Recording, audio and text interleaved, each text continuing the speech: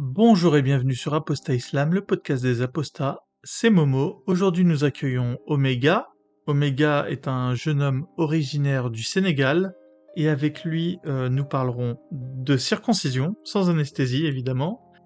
Nous parlerons du cercle des apostats qu'Omega a rejoint il y a quelque temps et où l'on fera un petit aparté sur la communauté LGBT qui peut s'y exprimer et pour pouvoir accéder à ce safe space, eh bien, envoyez-moi un email. Nous parlerons du phénomène de la peur qu'on installe dans l'esprit des croyants. Nous parlerons de distinguer la religion et la culture, car comme vous le savez, en Afrique de l'Ouest, la religion, l'islam, est une religion importée depuis l'Arabie Saoudite, et donc une culture par extension exogène au Sénégal, et voilà, nous verrons les problèmes que cela peut poser en tant que phénomène d'acculturation. Et nous parlerons en filigrane pendant toute cette interview sur le fait d'annoncer à sa famille son apostasie, et surtout pourquoi ne pas le faire, parce qu'évidemment, il y a des raisons d'annoncer son apostasie à sa famille, mais il y a également de bonnes raisons de ne pas l'annoncer à sa famille, et ce sera un peu le fil conducteur de cette interview, et je vous donnerai en conclusion mon opinion là-dessus, évidemment. Quant à moi, il ne me reste plus qu'à vous souhaiter une très bonne interview.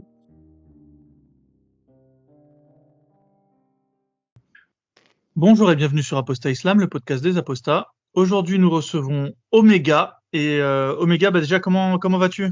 Ouais, je vais bien, Momo. Comment tu vas, toi aussi? Bah super, la journée commence bien. Petite interview sur Apostat Islam. On va apprendre à faire ta connaissance et puis à comprendre ton parcours.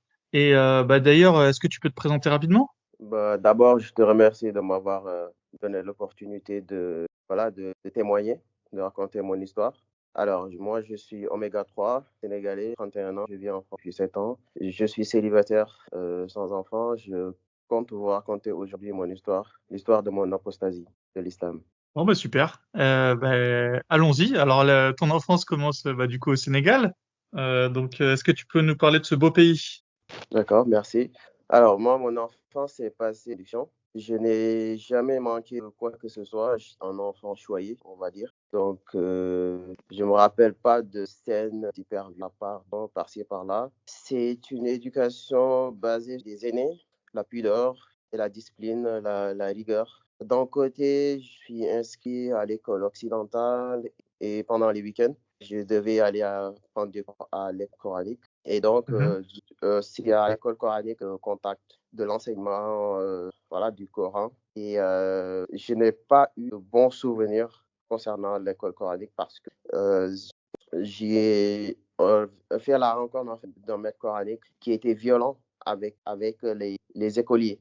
Et du coup, j'ai gardé ce mauvais souvenir en fait, de l'école coranique. Et en même temps, j'ai pas appris beaucoup de choses avec lui parce qu'au bout de quelques années, j'ai pas appris plein de cours. Avec quel âge? En ce moment, je devais avoir une dizaine d'années comme ça. Ok. Et Voilà, je c'était devais la avoir. seule expérience que tu as eue en école coranique? Ou tu as eu Voilà, là, d'autres profs ensuite? non, il frappait les enfants. Mais c'était normal, c'était vu comme normal à l'époque? Oh, ouais, ouais, Est-ce que par exemple si t'en parlais à tes parents, c'était quelque chose qui était considéré comme normal ou c'était déjà ouais, une déviance? oui, c'était considéré comme quelque chose de normal quoi, par la société parce que d'habitude, les gens, ils associent le fait d'apprendre le Coran à une sorte d'épreuve que l'enfant doit subir pour, voilà, soi-disant, c'est nécessaire pour se maîtriser correctement le Coran. Donc, il y en a Et à l'école? qui À vont, l'école, si on t'avait frappé, ça qui aurait été vont. considéré comme normal? Ou ça aurait été considéré comme une épreuve? Alors, pour moi, pour l'école, j'ai été frappé aussi, mais ça n'a pas le même sens parce que ce ne sont pas les mêmes maîtres. Alors, si c'est l'école, s'ils te frappent, ça sera peut-être pour te corriger, mais pas parce que ça a un côté épreuve ou autre chose. En fait. Voilà. Ok. Comme je l'ai dit, c'est une éducation classique ou sénégalais, musulman. La circoncision est obligatoire. Elle s'est bien passée la tienne? Pour moi, ça s'est bien passé parce que voilà, pour moi, c'était normal en fait. Mais quand j'ai grandi, j'ai réalisé qu'en fait, la mienne pouvait mieux se passer. Je l'ai fait sans anesthésie. Hmm. Je l'ai fait sans anesthésie. Voilà, Et donc c'était ça normal à doit. l'époque de la faire sans anesthésie? Ouais, ouais, ouais, normal. Et on t'interdisait de pleurer en fait. On t'interdisait de pleurer. Et donc, on est en Cardiff. Donc, je revois encore les images T'avais quel âge? de personnes qui ont 7 ans, comme ça, je Ok, pense. ok, Ça va avoir 7 ans. ok, ok. Et donc toi, une 50, circoncision sans 50. anesthésie, la circoncision sans anesthésie, tu considères que c'était quelque chose de qui s'était bien passé alors? Voilà, parce que pour moi, en fait, parce qu'on est dans une. C'est évident d'être circoncis, parce que même si tu n'es pas circoncis, on se moque de toi, en fait. Voilà. Ok, ok. Un adulte qui n'est pas circoncis, je peux te garantir que ta vie d'adulte, les gens seront au courant de ça. On peut bien se moquer de toi, en fait. Ok. Voilà. Donc, Les chrétiens au Sénégal, est-ce qu'ils sont circoncis? les chrétiens, je pense que c'est circoncis aussi. Je pense que Ok. c'est quelque chose de culturel, quoi. Voilà, dans le pays, quoi. Ah bah On quand va dire que t'as c'est un facteur 90% de musulmans dans un pays, c'est la ouais, on va culture dire que c'est dominante, un hein. facteur d'intégration. Ouais, ok, ok, ok. Alors, moi, c'est maintenant, en fait, j'ai compris, en fait, qu'en réalité, en fait, le fait d'être circoncis, c'est pas une obligation. Et que ça ne change pas forcément quelque chose dans la vie sexuelle d'une personne. Parce qu'il y a d'autres personnes, il y a des gens qui ne sont pas circoncis, mais qui, voilà, qui ont autant une vie sexuelle normale que les gens circoncis, en fait. Bien sûr. Voilà. Bah, t'es au courant que le fait d'être circoncis, ça t'enlève de la sensibilité, hein. Oui, Donc, tout en à fait. Je théorie, viens de les l'apprendre il n'y gens a non pas longtemps. circoncis ont même Mm. ont une vie sexuelle plus épanouie puisqu'ils ont plus de sensations. Voilà, tout à fait, tout En à fait, théorie. tout à fait. Ok, ok. La sensation, voilà, j'ai entendu, il y a plus de sensibilité, quoi, quand le prépuce n'est Bah, pas, forcément. n'est pas enlevé. La cicatrice, elle fait perdre de la sensibilité aux membres. Bon, Ouais, tout à fait. enfin, passons sur ces histoires de circoncision. Bah, du coup, l'islam n'est pas rentré super bien dans ta tête, alors, si je comprends bien. Mais est-ce que tu y croyais quand même sincèrement, à l'adolescence? Oui, j'y croyais, quoi. J'y croyais. Parce que, pourquoi j'y croyais? Parce que c'est la raison du nombre, en fait. Pour moi, si autant de personnes autour de moi croient fermement que moi, je suis enfant, n'y croient pas, c'est pas possible. Donc, si autant de personnes y croient, donc ça veut dire que c'est vrai. Voilà. Ouais. Donc, moi, je ne posais pas, j'y croyais. Et puis voilà, je suivais la masse. Mais c'est pas parce que je croyais pas parce que c'est une investigation personnelle, j'ai fait mes propres recherches, et voilà, j'y croyais parce que tout le monde y croyait. Et donc, c'est par mimétisme, qu'on va dire. Et ouais, erreur fondamentale. Enfin, on l'a tous fait à cette erreur, hein. Ok, bon, bah, et du coup, comment ça se passait quand tu étais vraiment musulman, au plus haut point, on va dire? Tu faisais tes prières, Après, quand j'ai commencé voilà, à atteindre de plus en plus l'âge adulte, j'ai réalisé, en fait, depuis de mon adolescence, 20 ans, j'ai réalisé qu'en fait, c'était une religion de contrainte, quoi. Voilà, c'était une religion de contrainte parce que, voilà, fallait respecter 5 prières par jour. Voilà, que disait que c'était obligatoire. Il y avait le halal, le haram. Déjà, le halal, le haram, c'est même pas, en fait, ça signifie même pas qu'en fait, telle chose est bien ou telle chose est mal, hein. C'est licite ou illicite, en fait. Donc, hein? voilà, c'est deux concepts que tu n'as jamais entendus, voilà, c'est même pas un concept qui renvoie à quelque chose dans notre langue, en fait. Voilà, c'est un concept arabe, en fait, importé. Mhm. Voilà, Après, par donc, la force des choses, ce qui est haram, oui, devient moralement mauvais, voilà, in c'est ça. fine. Donc, Voilà, c'est moralement, voilà, ce qui est haram, ça veut dire, c'est voilà. ça. Donc, Bah, typiquement comme manger du porc. voilà, manger du Tu vois, porc, c'est pas bien. Donc, cet animal est diabolique. Tu dois aussi baisser le regard une femme parce que, style, tu ne dois pas regarder une femme parce que c'est haram. Il y a aussi la prière du vendredi qu'il faut respecter. Donc, tu ne peux pas te permettre de ne pas faire tes ablutions, de prendre une douche pour aller à la mosquée parce que tout le monde le fait. Il y a aussi ce qu'on appelle les rappels. Les rappels, tu vas avoir des rappels tout le temps pour te rappeler, voilà, t'es musulman, tu t'en dois faisais, toi? respecter. Moi, j'ai jamais fait de rappel. J'ai jamais fait. D'ailleurs, c'est ceux qui faisaient des rappels. On n'était pas trop potes, quoi. Moi, j'avais des potes qui n'étaient pas trop de rappels. T'étais plutôt chill. Voilà, moi, voilà, mes trucs à moi. Et Mais dans ta famille, ça se passait comment avec tes parents? Est-ce qu'ils étaient très croyants? oui, Tes frères et sœurs? Parce que t'en as. moi, mon père, il est croyant parce que j'ai pas trop vécu avec lui. Voilà. Mon Ok. père, quand même, il est croyant, il pratique et tout. mais c'est pas quelqu'un non plus qui est dans l'excès, quoi. C'est pas quelqu'un qui est dans l'excès, mais tout ce qui est obligation de base en tant que musulman, voilà, il a respecté. Voilà, donc c'est ça, quoi. Et je dirais en fait cette religion de contrainte, moi ça me faisait peur, quoi. Dès l'instant qu'on parlait de l'islam, c'était des êtres, par exemple, des êtres invisibles, Satan, les djinns, les invocations avant d'entrer dans les toilettes, Tu la croyais à prière. ça? Ouais, mais moi ça me faisait peur en fait. J'y croyais parce que comme, comme tout le monde y croyait et tout le monde faisait attention, bah moi aussi, genre, c'est vrai en fait. Donc ça veut dire que si je fais quelque chose de mal, ça veut dire que il y a un être qui s'appelle Satan, c'est vraiment voilà, à faire ça, quoi. Donc c'est comme si j'avais peur en fait, j'avais tout le temps peur, voilà, gens qui sont à côté de moi, donc je dois faire attention, quoi. Voilà, je Il y dois avait faire du positif quand même dans ton rapport à l'islam?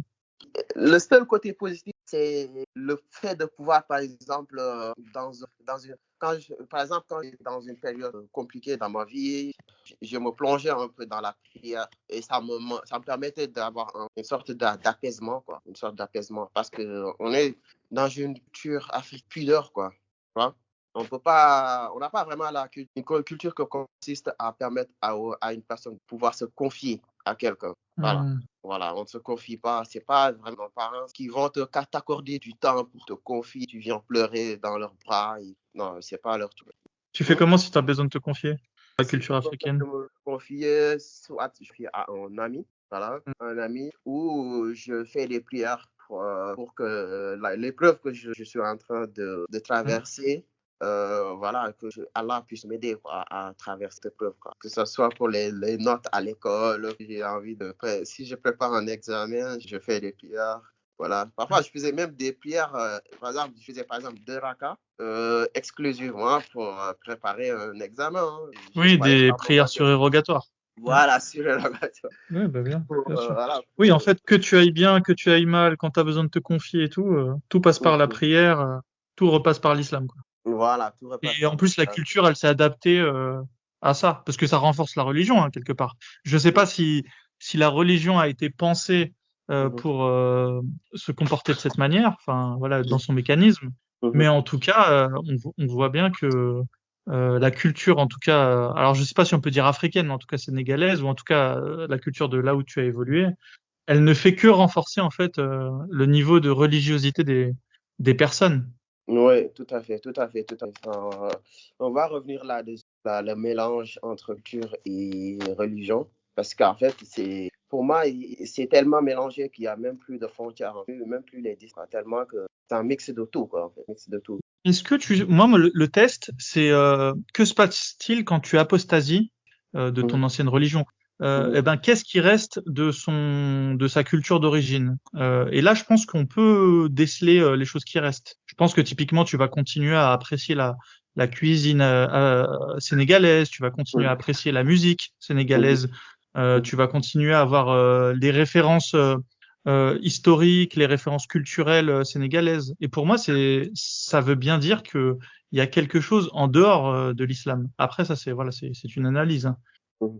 Oui, tout à fait, tout à fait, tout à fait. La religion tend à effacer ce côté-là, ce côté culturel qui est assimilé à du folklore, quoi. Parce que C'est ça. voilà, Ben, voilà. en fait, Donc, le folklore, c'est la culture, quelque part. voilà, c'est ça en fait. C'est ça. Et donc, comme la religion rejette tout ce qui est folklore, bah, Ouais. les gens qui sont fanatiques, ils vont avoir tendance à vouloir suivre cela en fait. Alors que C'est ça. c'est normal, tout simplement, que les gens écoutent leur propre musique, que les gens participent à des événements culturels. Voilà, tout simplement. Exactement. Et est-ce que toi, tu étais d'une obédience islamique particulière? Parce que je sais qu'il y a beaucoup de marabouts au Sénégal, Mhm. beaucoup de branches de l'islam. Est-ce que toi, tu étais sunnite ordinaire, on va dire, ou alors Moi, t'appartenais à une confrérie? ouais, j'étais sunnite ordinaire, quoi. Sunnite ordinaire Ok. parce qu'en fait, je fais partie d'une ethnie, voilà, qui n'ont pas l'habitude d'adhérer à des confréries, quoi, à des confréries religieuses. Donc, Tu peux nous parler rapidement des grandes ethnies au Sénégal? ouais, Voilà, les Wolofs, les Sérères, les Pulaars, les Niquets, les... Oui, oui, enfin, les soniqués, eux, c'est ceux qui sont très pratiquants, Oui, eux, ils pratiquent, c'est ça? voilà, ils pratiquent d'habitude. Mais c'est les Pulaars en général et les Wolofs qui adhèrent plus à des confréries, quoi. Ok. Est-ce que chaque ethnie a sa branche de l'islam ou pas forcément? Non, non, non, non. En général, toutes les ethnies sont sunnites, quoi. Ok, ok. Toutes Mais les il y a pas d'ethnie particulière qui vont avoir une branche particulière de l'islam. Non, non, non, non. Pas Non. particulièrement. Ok, ok. Non, Ok. ils sont tous sunnites, mais sunnites dans une confrérie religieuse, quoi. Je suis un marabout, un soufi, voilà. Ok, ok, ok. Bah écoute, du coup, est-ce qu'on peut se diriger tranquillement vers ton apostasie, tes premiers doutes? Qu'est-ce qui t'a fait douter jusqu'au doute final? Oui. Alors moi, je peux dire que ce qui m'a fait apostasier, c'est plutôt un processus qui ne date pas de mon année d'apostasie, puisque depuis longtemps, je me suis posé beaucoup de questions. Voilà, sur l'islam, sur moi-même, sur mon rapport à la religion. Et ça date depuis au Sénégal, parce que je me posais des questions parfois sur l'islam. Je me disais parfois, nous, on est là, on prie tous les jours, mais mais n'empêche, la quasi-totalité de la population sous le seuil de pauvreté. Mais n'empêche, notre religion, nos prières ne changent pas vraiment au quotidien. Et donc, je me dis, mais... Et pourtant, dans les quatre coins du monde, les gens ne prient pas, ils ne croient pas en Dieu. Mais ils sont plus heureux quand même. Pourquoi c'est là?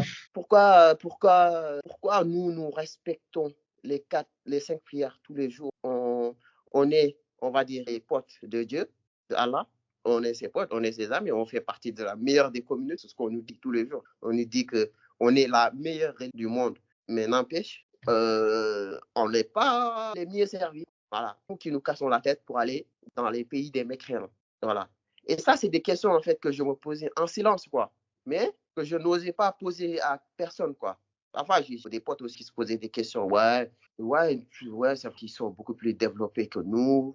Mais voilà, ils essaient de justifier ça comme en disant des trucs du genre, eux, ils sont bien servis, mais dans l'au-delà, voilà, ils brûlés en enfer. Voilà. C'est Allah qui a fait ça de cette façon parce qu'il veut juste voilà, nous tester, quoi.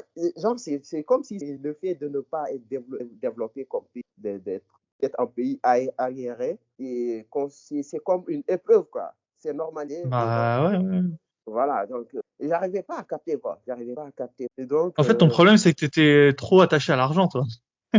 voilà, je suis attaché à Voilà, l'argent, je suis Dieu attaché voulait te au tester bien-être. sur Terre et tester tous les Africains pour bien vous Voilà, servir au paradis. Voilà. En fait, les voilà, c'est Européens, on ça. est maudits quelque part.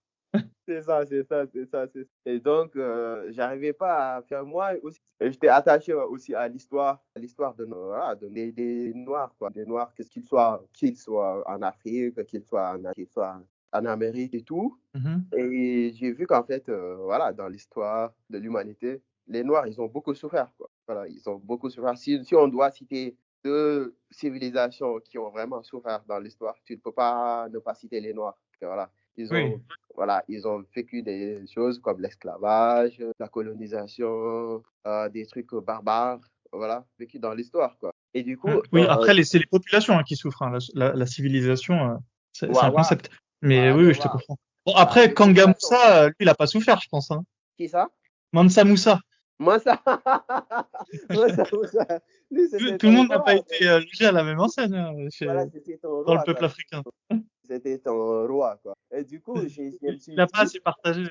voilà, je me suis dit, tiens, mais il y a des prophètes qui sont arrivés. Mais bizarrement, il n'y a aucun prophète qui est descendu en Afrique, quoi, subsaharien. Je me suis dit, mais pourquoi? Pourquoi à chaque fois, c'est de l'autre côté, en fait. De l'autre côté, mais à chaque fois qu'ils sont comme ça, on me répondait comme quoi, ouais, si le prophète est descendu là-bas, c'est parce que les Arabes, violents, c'était un peu plus violent. Donc, c'est pourquoi Dieu, il a décidé de descendre la prophétie là-bas pour que voilà pour les raies et que voilà ça pouvait permettre maintenant de l'éparpiller partout. Donc cette réponse-là, moi, ça ne me satisfaisait pas. Au Et, Sénégal, il y a un cliché des Arabes comme étant des gens violents. oui, oui, oui, oui, oui, oui. C'est amusant. Et vous êtes comment, vous? Vous êtes des Bah, gens doux? ouais, et comme ils les prennent pour violents, bah, forcément, eux, ils peuvent se prendre pour les gentils, quoi, dans l'histoire. Ok, non, c'est amusant, c'est amusant. Voilà, c'est un peu ça, quoi. Voilà, ce cliché des Arabes violents, moi, hein, Il je pense existe que, aussi en Europe, hein. voilà, Je te moi, je taquine, pense hein, que mais il existe aussi en Europe, ce cliché. je pense que ça remonte à des siècles. Ça remonte à des siècles, puisque les Arabes eux-mêmes, ils ont participé à des razzias Bah oui, en oui, Afrique. forcément. Quand le premier contact avec une civilisation, c'est cette civilisation-là qui t'attaque Voilà, pour te razzier, oui, forcément, tu laisses pas une voilà, bonne tu image. gardes cette idée-là, en fait. Ah oui, forcément, oui. Voilà, tu gardes cette idée parce que voilà, moi j'ai lu un peu le génocide voilé de Tidjane Ndiaye qui parle Bien sûr, ouais. voilà, de l'esclavage transsaharien récemment aussi. Tu l'as lu quand? Tu l'as lu quand tu étais encore musulman? Non, quand j'ai apostasié. Quand Ah, j'ai ok, ok. apostasié. Voilà, Ah, quand j'ai ok. apostasié. Récemment aussi, si, L'esclavage en terre d'islam de Malek Chebel. C'est un livre aussi tellement bien Hein, en terre d'islam Malek de Shebel. Chebel, ouais, que j'ai feuilleté récemment. Voilà, il a bien expliqué comment s'est déroulé, voilà, les tenants et les aboutissants, comment ça se passait. Voilà. Et C'est en quoi la fait, différence entre les deux livres? Entre Malek Shebel et j'ai lu Tidjane Ndiaye, mais j'ai pas lu celui de Malek Shebel. Est-ce qu'il y a alors, une différence pour dans le moi, traitement du livre, dans la perspective? ouais, pour moi le livre de Malek Chebel est beaucoup plus détaillé, quoi. Ok, Voilà, pour intéressant. moi, c'est Donc beaucoup tu plus conseillerais d'abord détaillé. celui-là, alors. Ouais, c'est plus détaillé, beaucoup plus large. Enfin, ça va. Après, moi, je trouve que c'est beaucoup plus détaillé, quoi. Ok. Mais en fait, ce que tu réalises, lorsqu'on parle de l'esclavage, on pense de manière générale, quoi, lorsqu'on parle de l'esclavage, on a toujours tendance à parler de l'esclavage transatlantique, voilà, pratiqué par les Européens, entre Même au l'Europe, Sénégal? même au Sénégal. Et tu as l'impression que l'esclavage, voilà, en terre d'islam, c'est un tabou. Personne n'en parle, tout le monde s'en fout, comme si Hmm. c'est quelque chose qui n'a jamais existé. Et donc, tu as même des qui se permettent de dire en fait que l'islam a aboli l'esclavage. Moi, cette phrase-là, je ne sais pas d'où ça vient, qui a D'où fait ça vient? d'où Ça ça vient des vient. musulmans. Mais ça ça n'a jamais existé, quoi, en fait. Le problème, c'est que non Ah seulement ça bah c'est des bons n'existe. vendeurs, hein, et c'est des vendeurs de tapis, hein. Ils Ouais, peuvent c'est te ça, faire en fait. passer des vessies C'est pour des ça. lanternes. C'est ça, tu as des gens qui se permettent de dire des choses qui sont non seulement fausses, mais qu'on ne peut pas vérifier tout, quoi. Donc, en fait, pour que tu sors, en fait, de ce narratif, il faut vraiment que tu sois quelqu'un voilà, de curieux, voilà, qui ne prend pas compte dans tout ce qu'on te dit. Voilà, pour aller chercher la vérité toi-même. Je pense que j'ai l'impression que, là, en fait, quand à 90% ou à 99% des musulmans, ils sont nés, en fait, comme ils sont nés dans des familles musulmanes, ils se posent pas, donc, comme ils se posent pas de questions, bah, tout ce qu'on leur présente, c'est vrai, quoi, en fait. C'est vrai. Ils vont pas, si tu dis à une femme, c'est obligatoire de se voiler, il va pas aller chercher le contexte, la raison pour laquelle on leur demande de se voiler. Voilà. Tout le monde le dit, tout le monde le fait, donc j'ai peur d'Allah, de l'enfer, je le fais. Voilà. On me dit de prier 5 fois par jour. Je sais pas si c'est écrit dans le Coran ou pas, parce que déjà, on parle de. Il n'y a aucune partie où on te dit il faut 2 rakats, Oui, oui. 14 heures. Voilà. Beaucoup de gens ne le savent pas. Ils le font juste comme ça, par mimétisme. Donc, Mais pour revenir sur l'esclavage, t'en as parlé avec des amis musulmans? oui, j'ai essayé d'en parler avec des amis. Les réactions, beaucoup en fait, ne sont pas d'accord sur le fait que c'est bien. L'esclavage, c'est bien. Mais en fait, il y a une psychologie qui définit en fait l'état dans lequel une personne est en conflit intérieur, quoi. Mhm. Voilà, ils sont dans un conflit intérieur qui ne leur permet pas en fait d'accepter le fait que c'est mauvais. Et donc, ils vont essayer de justifier cela par des phrases comme oui, mais ils étaient bien traités. Oui, mais l'esclavage, c'est quelque chose qui a existé depuis des siècles. Voilà, l'islam est venu l'abolir. Mais je lui dis, mais ça n'a pas jamais été aboli. Ça a été, au contraire, c'est légiféré. Voilà. Hein. Il me dit, non, mais qu'est-ce que tu me racontes comme ça? Et quand tu leur mets les sourates voilà, sous leurs yeux, il y en a, ils se braquent. Voilà, ils se braquent tout simplement. Ils rejettent tout ce que tu leur as dit. Ils ne peuvent pas Ils peuvent, accepter, en fait. oui, ils peuvent Voilà. pas voir l'islam de manière négative. Voilà, ils ne peuvent pas voir l'islam de Vu que la manière religion, elle est négative. parfaite. Voilà, pour eux, la règle est parfaite. Donc, tout ce que Allah dit, bah, forcément, c'est vrai, quoi. Ils vont pas chercher à...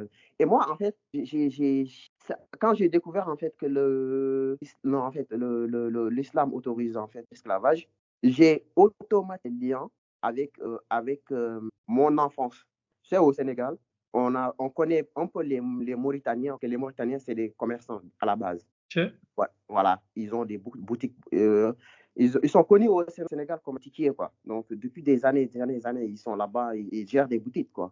Et du coup, Ok. dans mon enfance, j'ai vu que à chaque fois qu'il y avait un boutiquier mauritanien, voilà, il était accompagné souvent d'un noir. Mais pas d'un noir comme nous, quoi. C'est un noir qui vient, qui l'a accompagné de la Mauritanie jusqu'au Sénégal. Tu vois? Un noir d'origine mauritanienne. Voilà, un noir d'origine mauritanienne. Et d'ailleurs, ces noirs, voilà. Et donc, moi, j'ai pas compris. Lui, c'est un arabe, mais à côté, il a un noir à côté de lui qui fait du thé pour lui, qui fait la cuisine pour lui et tout. J'ai pas compris, en fait. Mais je vois qu'ils s'entendaient bien, il y avait pas de scène de fou, mais ils étaient tout le temps côte à côte, côte à côte, côte à côte. Quand le gars n'est pas là, c'est le noir qui gère la cuisine, et ainsi de suite. Et après, c'est en grandissant, j'ai entendu dire qu'en fait, ces Noirs, là-bas, c'est des esclaves là-bas, quoi. C'est des esclaves et tout. Je dis, ah ouais, Ouais. c'est des esclaves et tout. Ok, bah, je ne savais pas que c'était des esclaves et tout. Mais j'ai toujours pas fait le lien avec l'islam, en fait. Hmm. Voilà, pour moi, l'islam ne peut pas autoriser ça, quoi. Pour moi, c'est une pratique. Truc.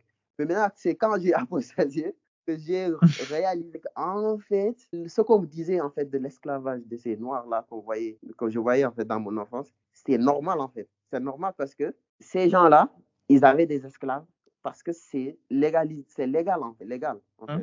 voilà, dans l'islam.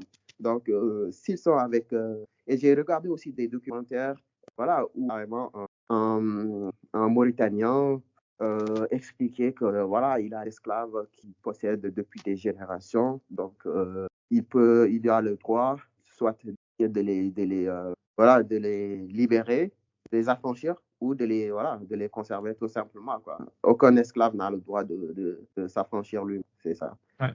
Voilà. C'était intéressant ce petit Ouais, passage sur ouais. l'esclavage, mais est-ce qu'on peut se recentrer sur du coup la raison de ton apostasie alors? Alors, moi, la raison, c'est plutôt lié à des épreuves de la vie que je ne vais pas étaler, que j'ai vécues. Et du coup, ces épreuves, moi, je n'arrivais pas à comprendre en fait, pourquoi un être qui est censé être des épreuves que je traverse, non seulement les connaît, mais ne les anticipe pas. Voilà, il se contente juste de regarder tout ce que je traverse, mais ne fait rien. Donc, je me suis dit que, en fait, donc, ça veut dire que tout ce que je suis en train de vivre, il le sait, mais voilà, il s'en fout un peu, quoi. Donc, j'en suis arrivé à la conclusion que si je traverse quelque chose et que Dieu le sait, ne fait rien, c'est parce que soit il est méchant, voilà, soit il est impuissant, tout simplement, quoi. Ça me paraissait illogique, quoi. Donc, libre arbitre, destin, me paraissait deux concepts qu'on ne peut pas allier, quoi. On peut pas allier Pourquoi? tout ça. T'aurais pas pu Parce- en venir à une autre conclusion qui aurait été elle aussi logique? Bah tout simplement en te disant que Dieu te testait ta foi, il mettait ta foi à l'épreuve pour mieux te Ouais, récompenser dans l'au-delà. ce sont ces arguments Pourquoi est-ce que cette conclusion elle était pas viable? Alors, elle n'était pas viable dans le sens où, à chaque fois que je faisais quelque chose de mal, par exemple, ce n'était pas, c'était de ma faute, mais à chaque fois que c'était quelque chose de bien, voilà, je devais mettre ça parce que c'est Dieu qui l'a voulu, c'est Dieu qui m'a aidé et tout. Mais je me disais, en fait, de l'autre côté, certes, je vivais voilà, des moments agréables, mais ça ne faisait pas de moi la personne la plus heureuse sur cette terre. Je vois par exemple à côté de moi, parce que moi je suis quelqu'un qui compare, quoi. Je compare. Je suis musulman, je pratique, je prie et tout. Bah, je ne suis pas la personne la plus heureuse au monde. Je vois que des gens qui sont mécréants, je suis en France, des gens ils sont super heureux et tout. Oui, Et mais ils vont comme aller en eux, enfer. ouais, mais même s'ils vont en Ce n'est qu'un enfer, bonheur passager. Ce n'est qu'un un bonheur ouais, mais temporaire. même s'ils vont en enfer, moi, je ne vois pas en quoi ils méritent d'être plus heureux que moi sur Terre, en fait, tout Ah, simplement. toi, tu veux le beurre et l'argent du beurre. Tu voulais être heureux sur Terre, au paradis, tout le temps. Voilà, moi, je me disais, mais c'est pas normal, L'islam en fait. ne t'a jamais vendu ça, hein. L'islam te Vo- vend juste que tu pourras aller au paradis, c'est tout. C'est la Exactement, seule, exactement. la seule. Et même au-delà de ça, je vois que entre musulmans, il y a une inégalité. Tu as des musulmans qui sont super riches, qui ont tout, et d'autres qui n'ont absolument. Mais pourtant, ils Mhm. doivent tous prier. Je ne comprends pas cette inégalité. C'est ça, en fait, je me dis, c'est ça, c'est toutes ces questions-là qui m'ont.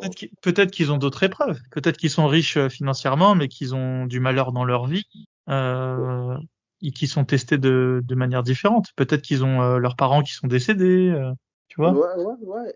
Oui, tout à fait, tout à fait. En fait, moi, ce que je comprends toujours pas, c'est à chaque fois que qu'on parle de religion ou bien d'inégalité en religion, les gens, ils vont toujours essayer d'associer en fait ton malheur à une épreuve en fait, que tu dois subir pour soi-disant un paradis. Alors que ce que tu es en train de vivre, c'est du factuel, c'est du concret, là, que tu dois résoudre là. Mais Mais le paradis, souvent, il est pas concret. c'est abstrait en fait, c'est abstrait. C'est pas quelque chose. Ouais, mais est-ce que c'était abstrait quand t'étais musulman? Oui, c'était abstrait pour moi. Ah bah ouais, il est là le problème. T'y croyais pas assez. J'y croyais. Moi, déjà, je ne priais pas seulement. Je priais parce que les personnes à côté de moi priaient. Mais s'il ne dépendait que de moi, j'allais même pas prier parce que quand j'ai commencé Quand à t'étais habiter seul, seul, oui, ok. voilà, quand j'ai commencé à habiter, j'ai réalisé qu'en fait, je ne priais plus. Donc, je me suis dit, ah, donc, si Mhm. je ne priais plus, c'est parce que je subissais une certaine pression sociale qui faisait qu'en fait, Ouais. j'étais dans l'obligation de le faire, mais pas parce que j'ai cherché un lien spirituel avec, voilà, Et c'est quand ça en fait. t'arrives en France, tu as arrêté de prier dans ce cas-là. Ouais, j'ai arrêté de prier que pendant l'Aïd, le Ramadan, puis pas pendant le Ramadan, t'as pas, voilà, Mais ton est-ce que tu Ramadan n'est jeûnais? pas accepté. T'as jeûné jusqu'à la fin? Ouais, jusqu'à l'année dernière. Non, après, c'est l'année dernière, j'ai pas jeûné, en fait. Voilà, j'ai Alors pas qu'est-ce qui s'est jeûné. passé là, vraiment là? Voilà, Qu'est-ce qui s'est vraiment passé ce jour-là? ce jour-là, c'était un moment particulier parce que c'était la première fois dans mon j'ai sciemment décidé de ne pas jeûner. Du coup, j'ai senti une sorte de peur en moi parce que non seulement c'est un mois sacré, voilà, c'est un mois sacré, le mois où est descendu le Coran, voilà, et le mois, voilà, beaucoup de musulmans considèrent dans le sens que c'est un mois, voilà, accompagné de fait, voilà, c'est ce qu'on dit.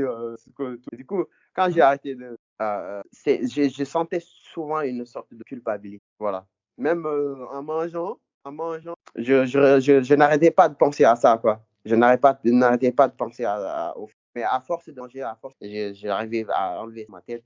Et à la fin, pourtant, j'ai pas jeûné, j'ai mangé normalement, j'ai fait tout normalement, mais rien ne m'est arrivé, quoi. Je dis que donc, comme rien ne m'est arrivé, j'ai mangé correctement, tout s'est bien passé. Donc, ça veut dire qu'en fait, tout ce qu'on me dit, c'était juste des paroles en l'air. Après, les musulmans, ils vont, c'est parce que ta foi n'est pas solide. Ta foi n'est Je pas pense solide. aussi qu'ils vont te dire que la vengeance est un plat qui se mange froid.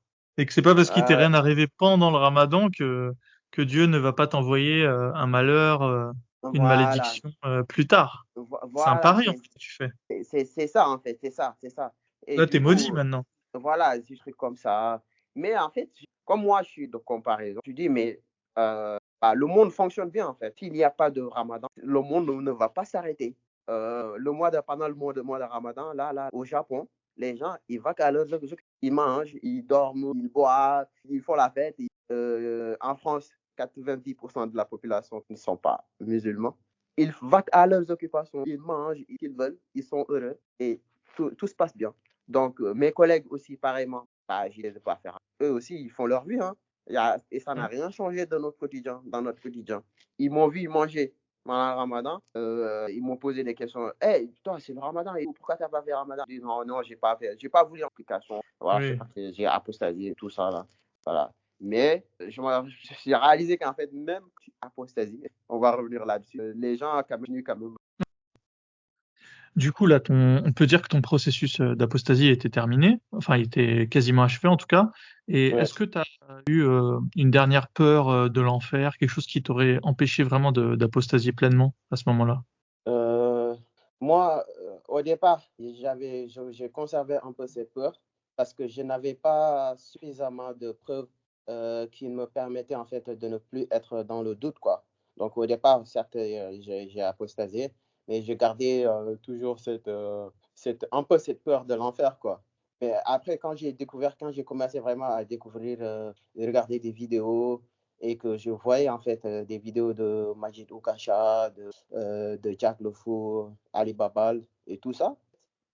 Quand j'ai arrêté de faire le ramadan, dans ma tête, je suis sorti de l'islam, quoi. Mais Ok. je ne l'ai pas officialisé, quoi. Voilà, Mais voilà. c'était plutôt clair dans ta tête ou c'était, tu sais, des fois, il y a un peu ce concept de faire un peu une pause dans sa foi. Voilà, c'était pas clair dans ma tête, en fait. Ok. Voilà, j'ai apostasié. Mais en fait, même l'idée même d'apostasie, moi, je ne sais pas. Ce mot-là, je ne le connaissais pas. Parce que, Et la voilà, notion, parce que tu... la notion, en fait. Que j'étais, on va dire, un peu isolé. Je pensais que j'étais seul au monde, quoi. Je pensais pas qu'il Hmm. existait des personnes qui pouvaient apostasier de l'islam, voilà, pour moi, parce que déjà, même dans mon entourage, je pense que si tu dis à certaines personnes, j'ai apostasié, bon, ils vont même te poser la question, c'est quoi apostasier? Ils savent pas, en fait, c'est ça. Mais si je leur dis, je suis devenu un kafir, Ah non, là, c'est autre histoire. C'est pourquoi, ah. d'ailleurs, je ne compte jamais dire ça à mon père ou ma mère ou à toute la famille, quoi, parce que, voilà, je renie, quoi, à vie, quoi. Et ils vont gâter mon nom Comment, dans toute la famille, qu'est-ce quoi. qui peut te donner un indice sur ça? Ce qui va me donner un indice sur ça, c'est que le regard qu'ils vont avoir sur moi va changer. Voilà, ils vont tout simplement pas me, parce qu'en fait, euh, en fait, le bon regard qu'on peut avoir sur une personne, en fait, c'est-à-dire l'appréciation, par exemple, qu'on peut faire sur une personne dépend aussi, en fait, de ton niveau de religiosité. Par exemple, au Sénégal, Hein. ils Et vont tu dire, l'as par exemple, constaté avec tes parents? Non, mais là, je parle vraiment de tes parents, là. Je parle pas du Sénégal. Est-ce que tu les ah, as déjà vus faire des commentaires? Est-ce non, qu'ils te non, donnent non, des modèles de personnes à suivre et tu te rends compte que ces modèles-là, non, ils non, ont non, en non, commun d'être non, des grands religieux? non, en fait, je ne l'ai jamais vu faire ça. En fait, moi, mes parents, ils sont pas fanatiques, quoi. Ils sont pas trop dans ça. Mais le problème, c'est qu'en fait, ils sont aussi victimes, en fait, de cet endoctrinement. Et ils vivent dans un pays où tout tourne autour de ça. Donc, si tu viens, tu leur dis ça, eux, ils peuvent pas réaliser. Ils peuvent pas comprendre, en fait, cela. Donc, ils vont tout simplement se dire qu'en fait, ils ont échoué quelque part. Voilà. Si tu pratiques plus, c'est que eux quelque part ils ont fauté, quoi, et ils vont culpabiliser sur ça. Moi je veux pas en arriver là, et je vais perdre aussi un peu de leur estime, voilà. Et ça, je veux m'épargner tout ça, quoi. Ok. Et est-ce que tu leur as quand même montré avec le temps que tu étais moins religieux ou tu l'étais tellement pas à la base que il n'y a pas grand-chose à faire de plus? Ouais, après moi je pense que mes parents ils savent que moi, je suis pas trop religieux, ils savent très bien, que Mais ça les préoccupe pas, ils te font pas des voilà, ça rappels. ne les préoccupe pas, ça ne les préoccupe pas. C'est pourquoi, Ok. en fait, j'évite, en fait, de me mettre tout le temps dans des situations où serais obligé de pratiquer la religion, parce que je sais que je ne crois pas. Donc, Oui, tu vas pas passer les vacances au Sénégal pendant le mois du Ramadan, par exemple. non, voilà, exactement. Ok, bon bah alors on va dire que ça s'est plutôt bien passé. Est-ce que tu as eu des moments difficiles quand même Des moments difficiles, à quelle ouais, période? psychologiquement, bah, dans la période de sortie de la Ouais. religion? Oui. Il y a eu plusieurs phases, on va dire, parce que quand j'ai découvert, en fait, la vérité, c'est-à-dire que quand j'ai réalisé qu'il n'y a plus de doute que cette religion-là, elle n'est pas vraie, voilà, le paradis, l'enfer, tout ça, ça n'existe plus parce que j'ai eu des sourates, que ce soit la sourate 434, 424, 5, 33. Voilà, toutes ces sourates m'ont consolidé en fait à l'idée que, voilà, c'est pas vrai. Les musulmans vont te dire que c'est toi qui as eu une mauvaise interprétation de ces sourates. Elles peuvent être interprétées de différentes manières. Oui, oui, mais seulement le problème, c'est que en se référant en fait des hadiths et de la sira, des tafsirs et tout, bah, tu réalises qu'en fait, l'idée que tu te faisais à la base, ça n'a pas vraiment changé. Ça n'a pas vraiment changé. Donc, au contraire, ça confirme même ce que tu pensais au départ. Quand, Attention, tu sais que tu as le biais de confirmation aussi, hein. là, Admettons que ton biais de confirmation à présent dans tes recherches, c'est que l'islam est faux, mhm. bah tu vas trouver suffisamment de choses pour confirmer ce biais. C'est ce que te Et, dirait un musulman en tout cas, hein. Il va te dire c'est normal ta apostat, c'est normal que les explications qu'on te fournit elles te satisfont pas. Mais en fait, je dis qu'en fait, quand tu dis que quelque chose est vrai, pour savoir qu'une chose est vraie, il faut chercher, en fait, pour savoir ce qu'une chose est parfaite, il faut chercher quelque chose dans ce truc parfait pour, euh, pour, pour confirmer qu'en fait, c'est parfait. Hmm. Mais pas le chemin inverse. Alors que dans l'islam, les musulmans, c'est ce qu'ils font, c'est D'abord annoncer que c'est parfait et ensuite essayer de chercher la confirmation que c'est bien parfait. voilà, c'est ça, c'est ça, c'est ça. Ensuite, Et tout ce qui n'est pas parfait, c'est qu'on l'a mal compris. voilà, tout ce qui n'est pas parfait, on l'a mal compris. Et c'est ça, en fait. Donc, toi, tu vas voilà, tout ce qu'on me dit sur ce livre-là, c'est vrai. Donc, je vais chercher tout ce qui va aller dans son sens. Et même quand tu essaies de montrer que telle chose n'est pas parfaite, par exemple, l'idée que le soleil, le soleil court vers son gîte dans une eau boueuse. Essayer d'expliquer qu'en fait, c'est pas scientifique cette phrase. Ou que Oui, mais ils vont te dire que c'était juste la vision qu'a eu Karnayn ce jour-là. Et lui, il l'a vu avec ses yeux se coucher dans une mare d'eau boueuse, mais ça voulait pas dire que, de manière factuelle, le soleil se couche dans une mer d'eau boueuse. Ouais, ouais, mais, Tu vois? mais tout, Ils tout vont te ça, dire, tout ça, en c'est fait, le voilà, c'est problème, comme c'est quand que, toi, t'es sur Terre, tu marches, t'as l'impression que c'est plat, mais en fait, la Terre, elle est pas plate, mais c'est ta vision que tu as avec tes yeux. ouais. Mais le problème, c'est que eux, ils réalisent pas que T'es pas convaincu là. ouais, non, non, en fait, tout ce qu'ils nous racontent, en fait, à travers les versets, c'est souvent des passages qui non seulement ne sont pas vrais, mais ont été repris, en fait, voilà, et qui ont été déjà dites, par exemple, dans d'autres civilisations, que ce soit par les Grecs, voilà. Donc, c'est un peu ça, quoi. Oui, bah, d'ailleurs, l'histoire de Durkheim, c'est une reprise de texte syriaque qui Mm. avait été écrit bien avant. Voilà, mais tout ça, on ne nous dit jamais ça. On ne nous Ah dit bah, jamais ça. Voilà, on ne dit jamais ça. ils vont pas t'expliquer Euh, comment apostasier, hein. hein? Ils vont pas t'expliquer comment apostasier. Non, jamais, jamais ils vont t'expliquer ça, jamais. D'ailleurs, c'est la raison pour laquelle quand je discute en tant qu'apostat avec des croyants, Mhm. je les surprends en fait. Je les surprends. Ils me disent, mais moi, je ne savais pas tout ça. Quand je leur dis, par exemple, que le nom Allah est une divinité arabe qui a existé dans l'Arabie, qui a existé, que les Arabes ont utilisé pour des offrandes, ils me disent, mais qu'est-ce que tu racontes en fait? C'est pas vrai. Je dis, mais c'est vrai, allez lire des livres, il y a des articles sur Google, tu tapes, tu verras. Et même cette divinité, je pense qu'ils en ont parlé même dans le Coran. C'est Allah, ou, je ne sais pas si tu Malat, te rappelles. Manat et Voilà, Allah, Al-Uz. Manat et Azul, voilà. Donc, c'est des choses qui existent, qui sont factuelles, que tu peux aller vérifier en fait. Mais voilà, ils ne savent pas, ils ne savent pas, ils ne savent pas. Et ça, Ouais, bah ça. heureux les simples d'esprit, comme on dit. Hmm. Heureux les simples d'esprit. Voilà, c'est ça, c'est ça, c'est ça, c'est ça. Euh, du coup, bah, quelle est ton opinion sur le dogme islamique et même les musulmans en général, hein, si tu veux, ou même ceux au Sénégal, ceux que tu as trouvés en France d'ailleurs. D'ailleurs, tu peux aussi nous parler de comment est-ce que tu as trouvé la France quand t'es arrivé. Est-ce que tu avais des idées, tu te faisais une idée de la France et t'en as trouvé une autre?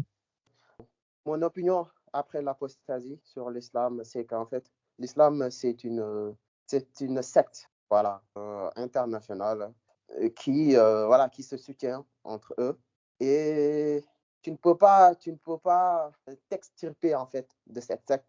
Et la raison pour laquelle tu ne peux pas t'extirper, en fait, c'est que euh, on installe vraiment la peur dès le bas âge par l'endoctrinement, voilà, et la peur inhibe en fait la réflexion de la personne. Et moi en fait, je trouve que c'est ça qui fait qu'en fait, c'est difficile de réformer en fait l'islam. Parce qu'en fait, à chaque fois que tu essaies de réfléchir sur quelque chose, tu auras toujours quelqu'un qui va venir te casser en fait, te dire qu'en fait, tout ce que tu dis, c'est faux parce que c'est pas écrit dans le Coran et que tu mérites voilà, qu'on te punit. Voilà. Et donc, en fait, c'est une religion en fait qui ne permet pas en fait à la personne d'avoir un esprit critique, d'être ouvert au monde, d'être tolérant, d'avoir de l'empathie. Voilà. Donc, c'est la raison pour laquelle moi je vois que c'est difficile en fait de discuter avec un musulman sans risquer en fait de passer pour un méchant, le méchant dans l'histoire, voilà, ou simplement de vous chamailler entre vous, quoi, parce que sa religion, en fait, c'est pas quelque chose que tu peux remettre en question, voilà, que tu peux remettre en question. Et ça, c'est inacceptable pour lui, en fait. C'est ça. Et maintenant, après, c'est dans la même lancée, pour moi, en fait, l'islam en fait en sorte que les musulmans en France se renferment en fait. Déjà en fait, dans les endroits où ils vivent en France, on va dire, ils sont un peu relégués. Comme ils vivent la discrimination euh, et qu'ils vivent aussi entre eux, bon, je pense que la religion aussi va participer au fait que ils vont encore plus, se renfermer sur eux en fait, parce qu'ils vont dire, bah regarde, on est chez nous, on est né ici, on n'arrive pas à s'intégrer, mais en même temps, ça se comprend parce que ces gens-là, c'est des mécréants. Et c'est écrit dans le Coran en fait que on peut pas faire avec. Voilà. Donc, ça ne leur. L'islam, en fait, ça les enfonce encore plus dans leur repli, en fait. Alors que moi, avant de venir en France, moi, je pensais que c'était un pays où il y a le mélange, il n'y avait pas de. Moi, je fais partie de cette communauté, toi, tu fais partie de cette communauté. On J'ai t'avait réalisé vendu le rêve multiculturel exactement, à exactement. travers la télé, j'imagine. À travers la télé. Moi, ce que je pensais, mais quand je suis venu à Paris, j'ai vu il y a des quartiers chinois, quartiers où il y a des Maghrébins, quartiers où il y a une majorité de Noirs, quartiers où, 16e arrondissement, il y a que des Blancs qui font leur vie, des villes entières comme Roubaix, voilà, Roubaix, voilà. Ouais. Et j'ai regardé beaucoup de reportages voilà, de cette ville. Et je vois qu'en fait, c'est comme une sorte de califat, quoi. Les gens, voilà, ils vivent vraiment renfermés sur eux, quoi. Et moi, je trouve ça Après aussi, dommage. attention, hein, on pourrait te dire que ils vivent renfermés sur eux parce qu'on les a parqués dans des endroits, dans des ghettos. Voilà, Ils voilà, vont te voilà, dire voilà. oui, mais nous on aimerait bien qu'il y ait un peu plus de mixité dans d'autres arrondissements. Par exemple dans le 16e arrondissement, mais c'est les riverains du 16e arrondissement qui bloquent les constructions d'HLM parce qu'évidemment, comme c'est des populations pauvres, Ouais, bah non, ils peuvent non, pas non, ça, je le accéder au comprends très privé. bien. Je le comprends très Donc si bien tu parce veux, que. on va dire la ségrégation, elle a été organisée au niveau de l'État. C'est ça qu'ils Mhm. vont te dire. Ouais, ça, je le comprends, hein. Je le comprends parfaitement puisque, voilà, c'est des classes sociales qui ne veulent pas se mélanger, quoi. Ça, Ceux qui ne peuvent pas. euh, voilà, qui peuvent, je sais pas voilà, qui ne peuvent Alors pas oui, aussi. le riche, il peut très bien aller habiter à Roubaix, il n'y a pas de souci. C'est plutôt Voilà, l'inverse qui est pas voilà, possible. C'est l'inverse qui est le impossible, quoi. Roubaisien ne peut pas aller habiter dans le 16e arrondissement. Voilà. Mais en fait, je trouve en fait que l'islam, c'est pas vraiment une religion discrète, en fait. C'est une religion de conquête, en fait. Donc, ça n'aide pas, en fait, puisqu'en fait, vous vivez en fait dans un pays où 90% des personnes, je sais pas, ne pratiquent pas aucune religion, ils sont athées. Et donc, même leur civilisation repose même sur la séparation entre le spirituel et le temporel. Donc, en fait, c'est vouloir en fait reposer votre vie quotidienne sur votre religion. Avec eux, ça va pas matcher, quoi. Voilà, puisque la France s'est construite contre la religion et que l'islam se construit par l'impact quotidien de la religion. euh, voilà, c'est difficile en fait d'allier les deux, quoi, à mon avis. Donc, Mais est-ce que tu pensais la m'aide même pas en fait. chose quand tu étais musulman? Quand tu es arrivé Non, en France, par exemple? Est-ce que tu aurais pensé la même chose? non, je pensais pas la même chose. Je pensais pas la même chose. Puisqu'en fait, moi, je vivais dans un pays où la majorité elle est musulmane. Donc, on ne se pose pas forcément cette question. Donc, l'intégration, Hmm. elle est automatique, quoi. Tu vas dans les Oui. bureaux, prier à l'heure de prière, c'est pas un problème, hein. Voilà, Hmm. c'est pas un problème. Tu peux aller même au ministère tu verras des gens, c'est l'heure de prière, ils vont tout arrêter, ils vont aller prier, revenir continuer leur boulot. Mais alors qu'en France, ici, c'est voilà, au nom de la République, ils vont pas accepter ça en fait. Voilà, c'est ça en fait. Ok. C'est ce que je Ok, trouve ok. dommage, quoi, en fait. Mais est-ce que tu as gardé quand même des choses un peu islamiques de ton passé, Des des choses tics? islamiques. Est-ce que tu as goûté le porc déjà? Premier Bien sûr, challenge. bien sûr, bien sûr.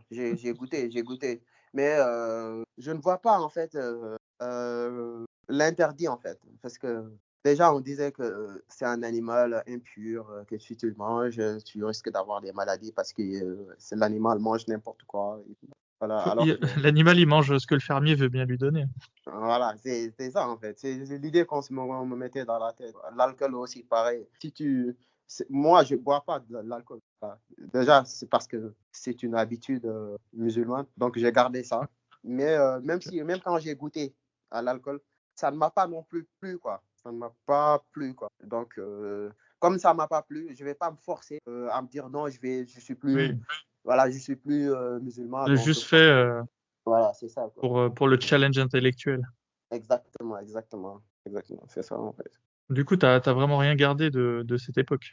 J'ai rien gardé à part les bienfaits de ne pas avoir de pression mentale, quoi. Parce que ça te décharge un peu, ça te décharge de beaucoup de choses. Tu vas te concentrer plus sur ta vie personnelle, professionnelle, tes projets, tout ça, au lieu de te bourrer la tête avec tes 5 prières par jour, le halal, le haram. C'est ça, en fait. Moi, il n'y a que des bienfaits, hein. Il y a que des... Oui, À il part y a que des bienfaits, vu que maintenant que t'es concentré sur la vie d'ici-bas. oui, c'est ça. C'est La ça. vie, bah, c'est sûr. Bah, c'est ce qu'on va me dire, hein. C'est ce qu'on va me dire. Ah bah oui, Là, il y a que la dunya pour toi, il y a que le voilà, monde voilà. d'ici-bas qui Mais compte, hein. en fait on n'en parle pas, mais le problème, c'est qu'en fait, en islam, on te fait détester la vie pour te faire aimer une vie dont tu n'es même pas sûr, en fait. Enfin, Tu te quand t'es musulman, retiens, t'en es sûr. ouais, mais quand tu es musulman, t'en es sûr. Mais le problème, en fait, qu'on te promet, en fait, comme paradis, bah, c'est problématique. C'est presque ce qu'on t'interdit, en fait, ici, qu'on te promet là-bas. On t'interdit les femmes ici, on t'autorise les femmes en mode orgie là-bas, et on t'interdit l'alcool ici. Là-bas, tu as du vin partout. Ici, on te promet du lait, tu as du lait. Ici, on te promet non, franchement, de l'or, ici, il y a de l'or. C'est comme si, en fait, eux, ils te promettent des choses que les Arabes du 7e siècle avaient du mal à avoir, quoi, en fait. Les Arabes, j'ai l'impression que c'est les Arabes du 7e siècle, ils étaient peut-être obsédés par ces choses-là qu'on nous promet, en fait. C'est ça, en fait. Je trouve que c'est pas logique, hein. Ouais. Bon, bah du coup, maintenant, ça va beaucoup mieux. Alors, est-ce qu'il te reste des séquelles? Tu en es où dans ton processus de guérison?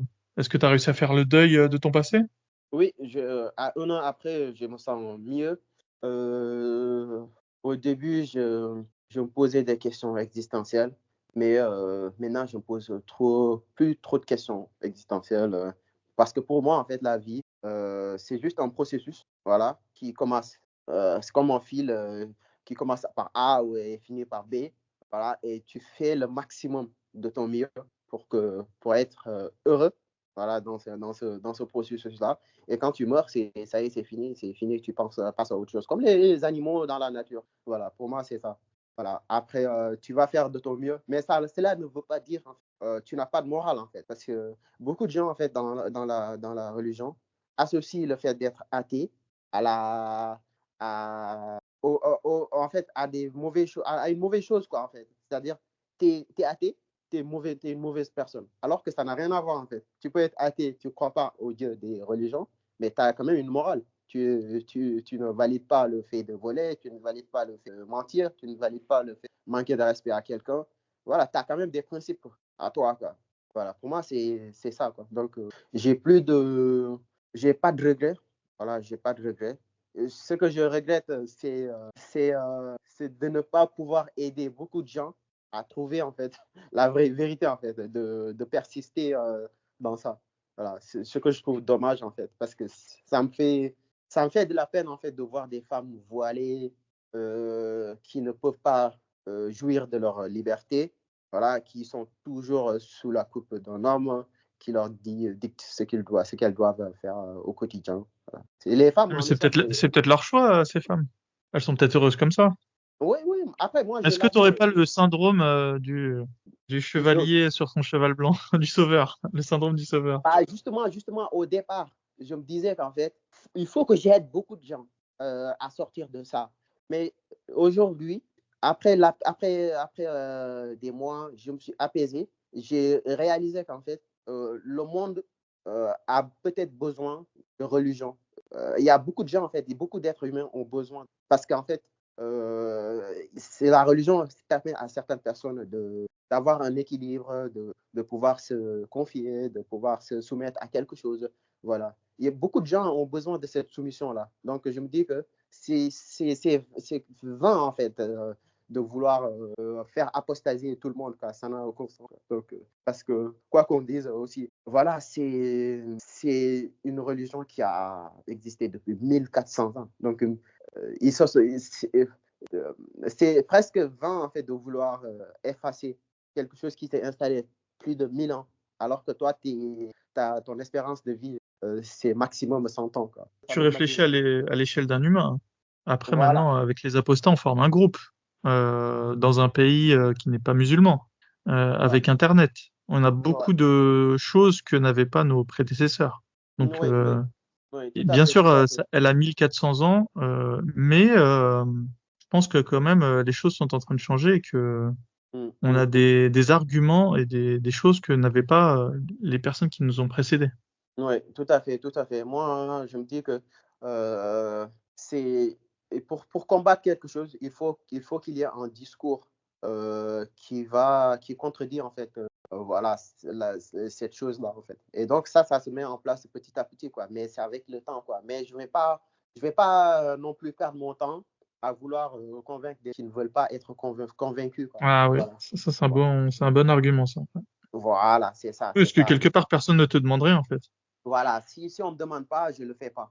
Donc, Mm. mais si quelqu'un veut m'écouter, qu'il a envie de savoir, avec plaisir, quoi, avec plaisir. Voilà, c'est mon avis. Voilà. T'as déjà débattu entre-temps? Oui, j'ai débattu avec beaucoup de gens, mais je n'ai Sur jamais Internet? convaincu quelqu'un.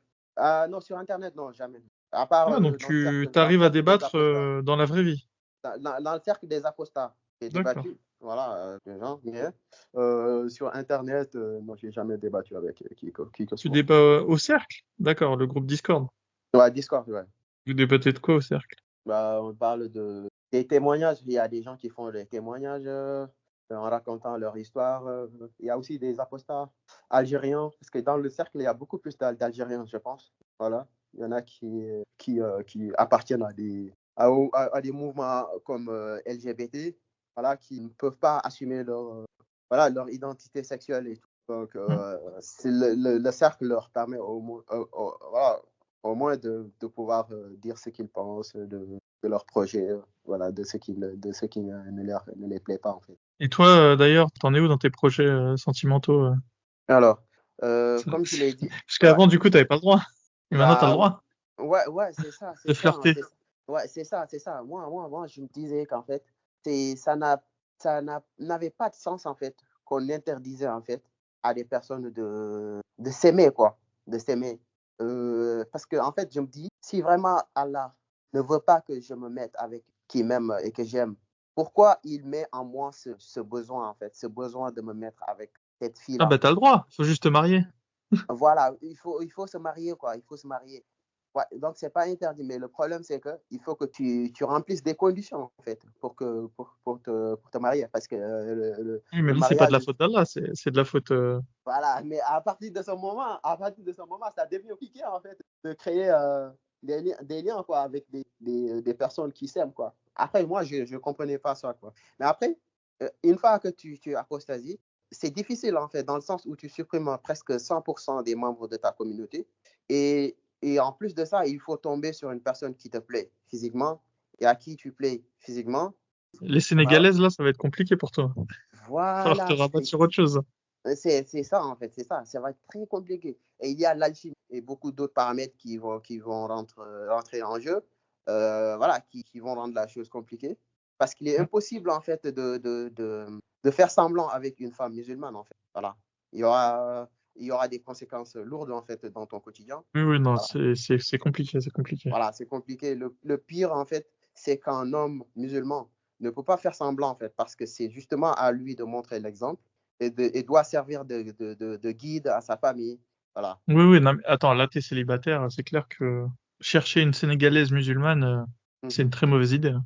Ah, Après, si ça voilà, arrive par le hasard des rencontres, on peut l'envisager, mais en tout cas, faut pas que ça soit une recherche active voilà, voilà, de ta voilà, part, ouais. voilà, voilà, voilà. Donc, subir, C'est pas le bon cela, profil, on va dire. C'est pas le exact. profil le plus. Voilà, c'est ça. Donc, subir cela, c'est tout simplement me renier, en fait, et souffrir éternellement, quoi. Tu vois? Non, disons que c'est la porte ouverte à des problèmes, quoi.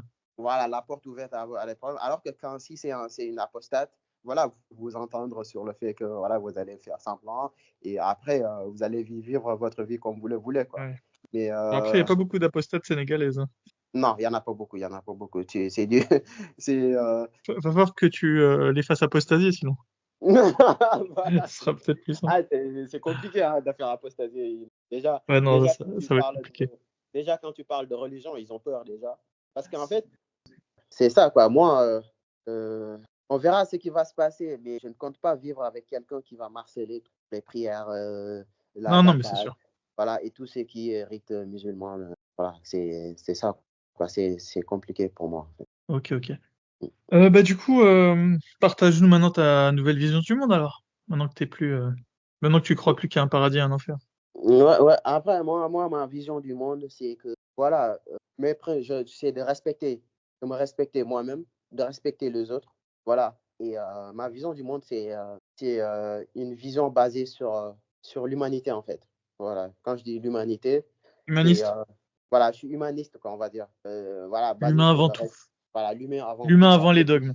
Voilà, l'humain avant les dogmes, que tu sois arabe, que tu sois chinois, que tu sois américain. Voilà, pour moi, on est tous des êtres humains. Voilà, on a tous les mêmes envies, les mêmes peurs.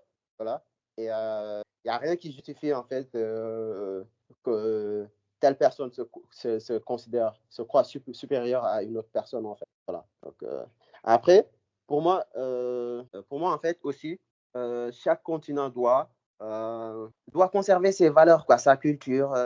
Voilà. Mais c'est difficile avec la religion. Difficile parce qu'en fait, avec la religion musulmane, par exemple, les gens ont tendance à délaisser leur culture, en fait. Parce que cette religion vient, en fait, presque effacer la culture, en fait. Alors qu'il y a plein de choses, en fait, que les gens pouvaient mettre en valeur, en fait, voilà, pour permettre aux générations futures voilà, d'en profiter, quoi. C'est un peu ça. Après, il y a des pays où on fait la distinction, en fait, de tout ce qui est culturel et de ce qui est religieux.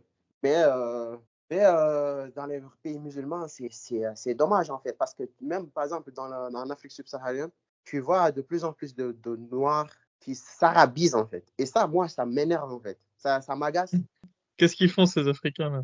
Ces En fait, Sénégalais? en fait, quand tu les vois, la manière dont ils se comportent comme s'ils n'ont pas d'identité, en fait, d'identité propre. C'est-à-dire que tu es né dans un pays, tu es né dans un continent.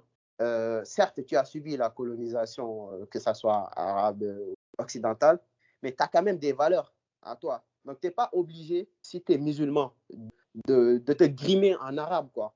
Je sais pas si tu me comprends, en fait. Tu peux Tu être veux dire musulman. qui s'habillent en djellaba et qui vont placer des mots d'arabe Voilà, un peu placer partout des dans leurs mots phrases. arabes par-ci par-là, Inch'Allah, par-ci par-là. En fait, ils n'ont pas de je sais pas, peut-être d'amour propre. Voilà. En fait, il y en a même, ils vont jusqu'à dénigrer en fait leurs ancêtres. Tu leur dis en fait que leurs ancêtres, ils avaient des croyances, ils avaient des cultures, tout ça, mais ils vont dire euh, mais ils étaient pas sur la bonne voie. Donc, les Arabes, ils ont bien fait, en fait, de les envahir et de les transformer en musulmans, quoi. Et ça, je trouve ça, c'est comme si, en fait, tu autorisais, en fait, tu validais le fait que, Oui, il y a voilà, le mauvais colonialisme et il y a le bon colonialisme. exactement, exact. C'est pourquoi, en fait, même dans le Maghreb, c'est pareil, hein, je pense, parce qu'eux aussi, ils avaient leur Oui. propre civilisation. Bah, nous, c'est encore pire. On pense qu'on est arabe. Alors, tu vois. Voilà, eux, vraiment, J'espère ils quand se même que les croient Sénégalais ne arabes. pensent pas qu'ils sont arabes, mais enfin quoi que tu me dirais. Exactement. Alors Tout est qu'il y a une possible. culture riche qui était là à la base, avant même l'arrivée des Arabes. Ah bah je sais pas, il y avait quelle culture parce qu'ils nous l'ont enlevé, donc j'exagère. Il en reste quelque chose quand même. Ouais, c'est ça, Et- c'est ça, c'est ça. Voilà. Bon, après, je ouais, pense que les Kabyles, ils se battent. le problème qu'on voit avec les Kabyles, c'est que d'un côté les Kabyles et de l'autre t'as ce qu'on appelle les Arabes. Bah alors qu'en vrai, génétiquement en tout cas, les Arabes c'est les mêmes peuples. Ouais, C'est ouais. juste la culture par contre qui est différente. La culture arabe, enfin dite Mhm. arabe, et t'as la culture dite kabyle. Mais oui, Kabyle, oui, ouais. écoute, Ouais, oui, au moins les Kabyles, ils renient pas leurs ancêtres. ouais, Ouais, ouais, écoute, c'est ça. C'est ça, quoi. et C'est du coup, ça, tu m'as c'est dit ça. que t'avais un peu suivi les apostats. Qui est-ce que tu suis en ce moment? C'est quoi ton regard sur tout ce qui est apostasphère sur YouTube, par exemple? Là, je suis Majid Okacha, mais ces temps-ci, je regarde plus Ali Babal. Voilà, voilà, parce que je trouve que sa méthode est beaucoup plus douce. Voilà, et lui, en fait, sa façon de faire, et de laisser les gens montrer en fait le mauvais côté en fait de l'islam en fait. Et ça expose en fait la manière dont pensent les musulmans et sans les heurter quoi. Donc, même si, par exemple, on l'insulte ou bien un truc, il essaie de calmer le jeu, voilà, de les mettre un peu en face, face à leurs contradictions, quoi. Donc, je trouve que c'est bien comme méthode, quoi. Et puis, ça dédramatise un peu la chose, quoi. Ouais, super. Et puis il a son nouveau livre là qui vient de sortir, Oui, oui, oui. Incroyable Islam. Oui, oui, Donc tout à fait, voilà, tout à fait, tout à fait. à Ouais. retrouver sur Amazon pour la modique Ouais. somme de 26 euros. Bah, j'espère qu'il va se faire de la thune hein, avec ce livre. Ah bah on va voir, hein. Je l'ai commandé, là il Parce vient que d'arriver, je vais le lire, je vais en faire parce qu'en fait, je trouve que ce qu'il un petit fait, commentaire. c'est risqué pour sa vie. Voilà, c'est risqué parce que montrer son visage comme ça, à visage découvert, dans un monde où les musulmans, ils sont capables de mettre des fatwas sur toi. On Mm, l'a vu avec Salwan Momika, mm, le mec qui brûlait les corps. Voilà, on a vu comment il a fini. On a vu comment il a mm. fini et tout. Bah, c'est En plus, c'est ce qui est courageux horrible de ta avec part. Salwan Momika, c'est on savait tous qu'il allait finir comme ça. Bah, ouais, le pire, c'est qu'on On savait attendait tous, en juste fait. quand, quoi. Ouais, c'était Voilà, plus on savait le tous quand que tôt ou ça tard, allait se terminer il comme va se ça. faire Ouais, choper, en ouais. fait. Ouais, franchement, si j'avais dû parier sur une personne l'année dernière, j'aurais parié sur lui, hein. Les yeux fermés. Bah ouais, c'est Mais ça, c'est ça. c'est horrible. Voilà. Ouais. Donc, pour dire, en fait, cette religion-là, c'est pas. Et puis, les gens, le pire, en fait, c'est que des gens, dans les commentaires sur les réseaux sociaux, tu vois des gens qui valident ça, qui disent que, Oui, mais non mais c'est bien, c'est bien. en fait, On tout ce est. qui se passe avec Salomon Momika, que ce soit le début de l'histoire, le milieu de l'histoire ou la fin de l'histoire, et maintenant les commentaires des gens, tout ça c'était parfaitement anticipable et enfin il y a rien de bizarre, il y a rien de Il n'y a nouveau, il y rien a de rien de bizarre, nouveau sous le ouais. soleil. Il n'y a rien de bizarre, On quoi. Il sait n'y a très rien bien de comment ils bizarre. réagissent, on sait très bien qu'ils en ont rien à foutre une fois qu'on s'est fait buter. Mhm. Euh, Ouais. D'où le fait de rester discret, quoi. Voilà, le fait de rester discret, Voilà, parce parce qu'en qu'on fait n'est pas t'as à rien à une gagner, quoi. époque, on n'est pas à Même une pas la époque où, postérité. Ouais, ouais, c'est ça, c'est ça. On n'est pas à une époque où tu peux, voilà, assumer Mm, publiquement, c'est ça. critiquer publiquement dans un pays, ou même pas, là, on n'est même pas dans un pays musulman, mais les musulmans quand même le poursuivent, en fait, jusque dans sa chambre. On va pas refaire le monde. La seule chose qu'on peut faire, c'est d'essayer de voir le monde tel qu'il est, quoi, pour pouvoir Mm. prendre les meilleures décisions ensuite, pour pouvoir anticiper les éventuels problèmes. Ouais, ouais, ouais, ouais, ouais. Et bah d'ailleurs, en parlant du monde, comment tu penses que ça va évoluer à Bah, moi, l'avenir? le monde tel que je le vois, c'est un monde de plus en plus divisé. Voilà. On plonge de plus en plus dans l'extrémisme, que ça soit en Amérique, en Afrique. Je sais pas, peut-être c'est à cause voilà, de la pression de la vie quotidienne. La vie devient de plus en plus dure. Les ressources deviennent de plus en plus limitées. Donc, forcément, les gens, voilà, ils se braquent. Le problème vient de l'autre. Voilà. Donc, je me protège contre lui. Donc en tout cas, moi, la direction que prend le monde en ce moment, ça ne me rassure pas. Ouais. Ça ne me rassure pas. Chacun se méfie de chacun. Quoi. Chacun se méfie de chacun. Après, est-ce que c'est pas parce que chaque communauté s'affirme de plus en plus? Peut-être Ouais, avec ouais, Internet, il y a beaucoup plus de propagande dans chaque communauté et du coup, les gens ouais. ont un sentiment d'appartenance qui s'accentue. Oui, oui, oui, oui. On tend plus dans un équilibre des forces, voilà, qui peut-être il y a 100 ans n'existait pas. Il y avait un grand fossé voilà, entre les continents. Donc, ce fossé se réduit. Plus ce fossé se réduit, plus voilà, d'autres forces émergent, voilà, s'affirment, comme tu le dis. Et ça fait que chacun croit qu'il est meilleur que l'autre. Et puis, ça crée des tensions, quoi. Des tensions. Ok. Est-ce que tu as un dernier sujet à nous partager, quelque chose qui te serait revenu en cours de l'interview ou qu'on n'aurait pas évoqué?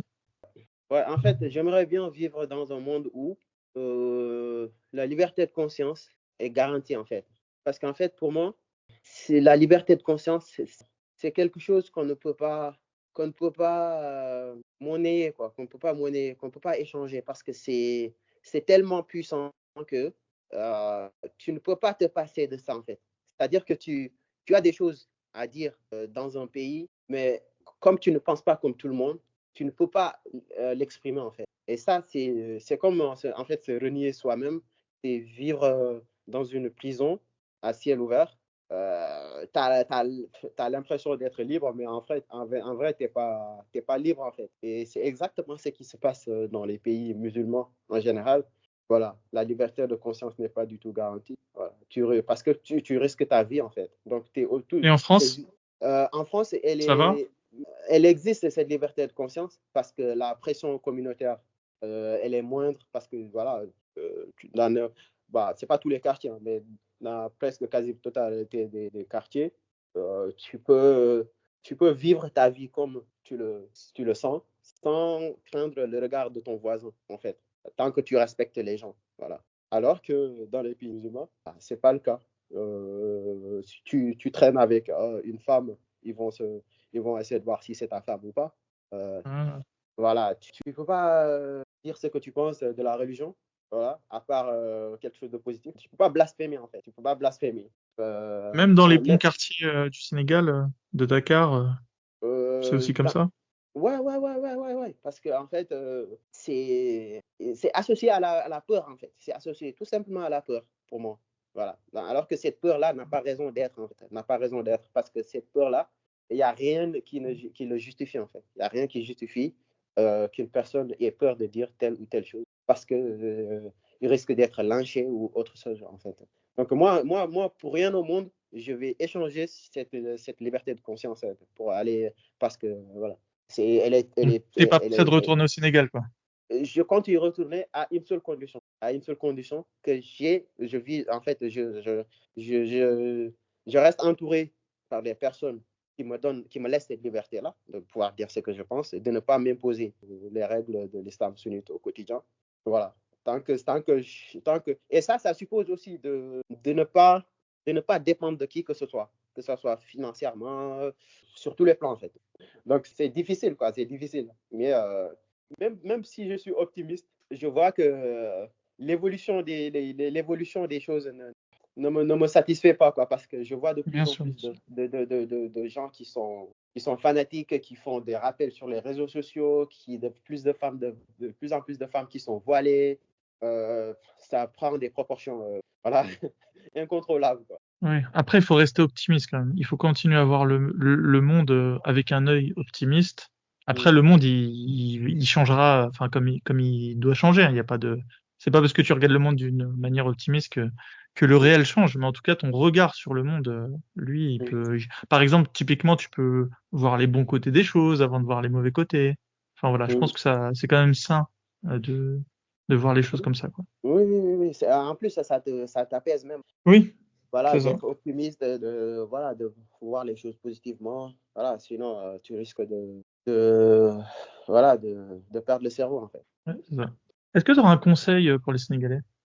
Alors moi, mon conseil, c'est que les Sénégalais, en fait, distinguent, en fait, la religion de la culture, en fait. C'est pas parce qu'en fait, tu es musulman que tu es obligé forcément de renier ta culture, de ne pas forcément, en fait, affirmer qui tu es, en fait. C'est ça, en fait. Donc, tu peux continuer à pratiquer, voilà. Mais tu n'es pas obligé de parler arabe, tu n'es pas obligé de t'habiller comme les Arabes, tu n'es pas obligé voilà, d'enterrer, en fait, tout ce que tes ancêtres t'ont légué comme héritage, voilà, voilà, pour vivre, tout simplement. Voilà. C'est juste le message que je voulais faire passer. Et voilà, je te remercie, toi, Momo, de m'avoir donné cette opportunité de pouvoir témoigner.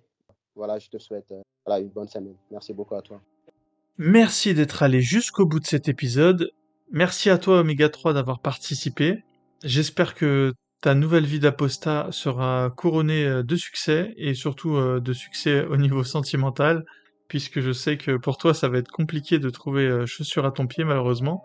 Mais pour cette conclusion d'interview, j'aurais souhaité parler euh, de cette histoire d'annoncer à sa famille son apostasie. Comme vous le savez, Majid Oukasha a récemment sorti un livre là-dessus qui s'appelle Ex-musulman, le guide de survie, et où Majid voilà, donne des clés pour mener à bien son exfiltration voilà, du milieu familial qui peut être souvent oppressant pour les apostats. Récemment, il y a une personne que j'avais interviewée il y a quelque temps qui m'a recontacté pour m'expliquer que le fait d'avoir révélé son apostasie à sa famille lui avait posé des problèmes au niveau de l'héritage. Et du coup, je voulais profiter de cette mésaventure pour parler brièvement du fait que lorsqu'on annonce à sa famille que l'on est apostat, gardez bien à l'esprit que dans certains cas, cela peut vous couper dans un second temps de votre part d'héritage, surtout pour les gens qui ont des familles qui habitent dans des pays islamiques. Bien sûr, il y a la possibilité de considérer que l'argent de l'héritage, vous n'en voulez pas de toute manière et que vous acceptez le jeu qui est de dire que après avoir apostasié, vous n'avez pas à toucher votre part d'héritage. Je peux comprendre ce point de vue, il a le droit d'être cité. Par contre, il y a d'autres personnes qui pensent avoir de bonnes raisons d'obtenir l'héritage. Ça peut être déjà parce que l'héritage est suffisamment conséquent pour prendre cet élément au sérieux. Et il peut aussi avoir des raisons morales où l'on considère que l'on a le droit, une sorte de droit inaliénable à toucher l'héritage de ses parents, comme nos propres enfants auront le droit de pouvoir toucher notre propre part d'héritage. Et de toute manière, peu importe les raisons bonnes ou mauvaises pour lesquelles vous devriez toucher cet héritage, le cœur de la question c'est que si l'un de vos frères et sœurs se met en porte-à-faux dans cette situation, mais ça peut même être pour des raisons qui ne sont pas vicieuses, hein. Ça peut tout simplement être un frère et sœur qui est salafiste, ou qui est en tout cas très imprégné par la religion, et qui considère que ce serait un péché que de vous laisser toucher votre part d'héritage. Et encore une fois, peu importe la raison, l'idée c'est que c'est une chose d'annoncer son apostasie à sa famille, et c'en est une autre que de laisser des traces. Et à l'époque à laquelle on vit, il y a beaucoup de choses qui circulent par message. Je veux quand même que vous gardiez à l'esprit que laisser des traces écrites de votre apostasie peut, dans un futur plus ou moins lointain, vous porter préjudice. Donc, ayez un peu d'empathie avec votre vous du futur, peut-être que votre vous du futur euh, aura des regrets sur son comportement passé, surtout que lorsqu'on est un nouvel apostat, on a tendance à laisser beaucoup les émotions s'exprimer, et vous pourriez regretter certains élans émotionnels et certaines rédactions, certaines preuves écrites de votre apostasie. Alors que si l'apostasie est révélée uniquement de manière orale, vous pourrez toujours dans un moment futur jouer à ce petit jeu que de nier que vous êtes apostat, tout ça pour toucher votre part d'héritage qui peut être, voilà, encore une fois, euh, reçu pour des raisons qui sont de bonnes raisons.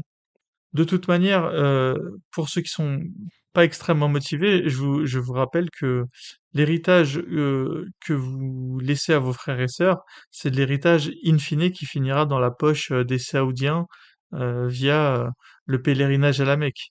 Donc quelque part, si vous voulez pas laisser les Saoudiens s'engraisser à vos dépens, prenez votre part d'héritage. Si vous considérez ensuite que c'est pas un argent acquis de manière honnête, eh bien prenez l'héritage et reversez-le à des associations caritatives, il y a pas de souci. Et dans tous les cas, mais dans tous les cas, gardez quand même ces histoires d'héritage en tête, parce que malheureusement, ben, on a tous des parents et on est tous confrontés un jour ou l'autre à leur mort. Donc de toute manière, si vous êtes lucide sur l'avenir, si vous êtes quelqu'un qui prévoit l'avenir, vous ne pouvez pas passer à côté de cette question. Et voilà, j'espère en tout cas avoir fait naître un peu d'intérêt là-dessus chez vous. C'est une question qui est pas du tout traitée dans l'apostasphère. Je pense que la raison est que la plupart des gens de l'apostasphère sont assez jeunes et que pour beaucoup, on a encore nos parents vivants. Alors moi non, mais beaucoup les ont encore. Et du coup, c'est pas une question qui est encore vraiment soulevée. Même une personne comme Majidou Kacha, dans son dernier livre, ne parle pas du tout de la question de l'héritage. Et c'est bien dommage, et je pense que c'est simplement parce que sans doute lui a encore ses parents de vivants, et il n'a pas encore eu à se confronter à cette problématique. Et par exemple, pour revenir à notre invité du jour qui est Omega, lui, par son attitude de ne pas vraiment dire qu'il est apostat, bah, en cas de mort de ses parents, n'aura pas de problème d'héritage et dans les cas où il y aurait un frère ou une sœur hostile à ce qu'il est, cette personne-là ne pourrait rien faire. Donc parce que Omega a été suffisamment intelligent, ou en tout cas Omega a été suffisamment lucide pour euh, pour garder une forme de flou artistique. De toute manière, je pense que dans la vie, si ceux qui sortent le mieux dans les situations, c'est ceux qui ont un pied dedans, un pied dehors, quel que soit le sujet. Et pour les histoires d'apostasie, avoir un pied dedans, un pied dehors, ça peut être une solution. Alors évidemment, il faut faire attention à pas tomber dans le travers, qui est ensuite de mener une vie islamiquement compatible, parce qu'on a un peu trop, on s'est un peu trop laissé aller à jouer le jeu du masque du faux musulman. Et l'idéal, c'est vraiment d'avoir une vie 100% apostate, 100% non islamiquement compatible, tout en gardant la façade du musulman auprès des membres de sa famille. C'est un jeu d'équilibriste assez compliqué, mais voilà, si vous avez le bon mindset, euh, moi en tout cas, c'est de cette manière-là que j'ai décidé de vivre ma vie. Je pense que c'est le meilleur moyen de garder les bénéfices voilà, des deux situations, qui sont celles de ne pas être en rupture familiale, mais en même temps de ne pas faire de concessions dans sa vie de tous les jours. Eh bien, en tout cas, c'est sur ce sujet que je vous quitte et que je vous laisse à vos réflexions. N'oubliez pas de laisser une note à 5 étoiles si vous m'écoutez en podcast. Ça m'aidera à avoir un peu de visibilité. Si vous souhaitez recevoir le lien du cercle des apostats, envoyez-moi un email sur apostaislam@gmail.com. Je vous ferai un plaisir de vous l'envoyer. Et dans tous les cas, je vous dis à très bientôt.